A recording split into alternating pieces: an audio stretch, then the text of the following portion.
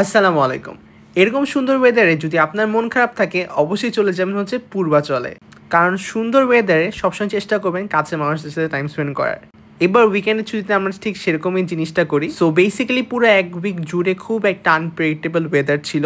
কখনো বৃষ্টি, কখনো গরম, আর মাঝে মধ্যে এত বেশি বাতাস থাকে যে মন আসলে চায় না যে এই ওয়েদারটা এনজয় না করে ক্লাসগুলো করি। কিন্তু এখন কী বা করার, যখন ক্লাস শেষ হয় তখন দেখা যায় কি ওয়েদারটা চলে যায়, ওরকম সুন্দর ওয়েদার থাকে না।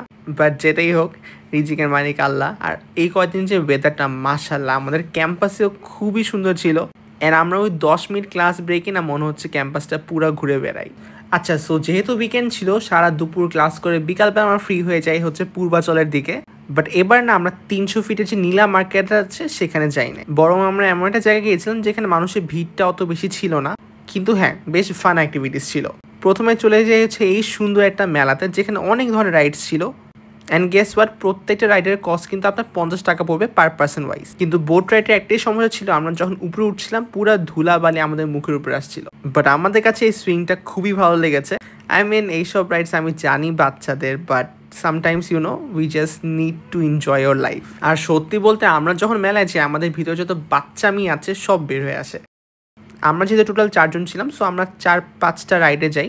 সরি, 5টা না, আমরা টোটাল 4টা রাইডে যাই। সো 50 টাকা করতে করতে আমাদের অ্যারাউন্ড 800 টাকার মধ্যে পুরো মেলাটা কভার হয়ে যায়। আর ওখানে যে নাগরদোলা, সেখান থেকে আপনি পুরো ভিউটা এনজয় করতে পারবেন। এরপর মেলার পাশে আমরা একটা রেস্টুরেন্ট আছে, যেটার নাম ছিল হচ্ছে the pizza studio, and the restaurant was so pretty মাশাআল্লাহ। আর সব থেকে বেস্ট পার্ট হচ্ছে না, এখানে নামাজ পড়ার স্পটও ছিল। এই রেস্টুরেন্টে দেখে না আসলে মনে হবে যে আপনি কোনো রেজর্টে এসেছেন।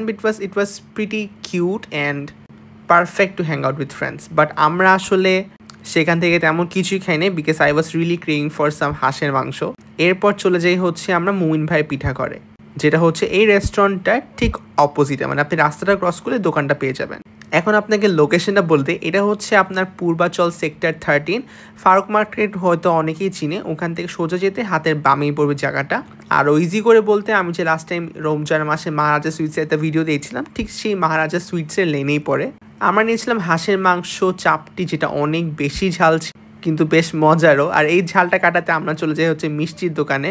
ওখানে না অত বেশি মিষ্টির দোকানে, শুধু একটাই দোকান ছিল যেটা হচ্ছে মহারাজা সুইটসের একদমই অপোজিট। সেখান থেকে আমরা নিয়ে হচ্ছে লাল মিষ্টি এবং মালাই চপ। আমার কাছে মিষ্টিটা বেশ ভালোই লেগেছে, বিকজ গরম গরম মিষ্টির না টেস্টেই আলাদা। আমরা টোটাল 3টা মিষ্টি নিই, আর আমাদের বিল অ্যারাউন্ড 160 টাকার মতো এসেছিল। অ্যান্ড অনেস্টলি স্পিকিং আমার কাছে মনে হয় যেহেতু ওয়েদারটা ঠান্ডা, তো আই থিঙ্ক 300 ফিট এরকম একটা ট্রিপ দেওয়া একটা ভালো অপশন। কিন্তু গরম পড়লে কিন্তু আমি অবশ্যই সাজেস্ট করবো না আপনাদেরকে। আর যদি আপনার কোনো ফ্রেন্ড অথবা আপনার গাড়ি থাকে, অবশ্যই একটা ডে ট্রিপ দিতেই পারেন। Overall we all had fun, happy eating.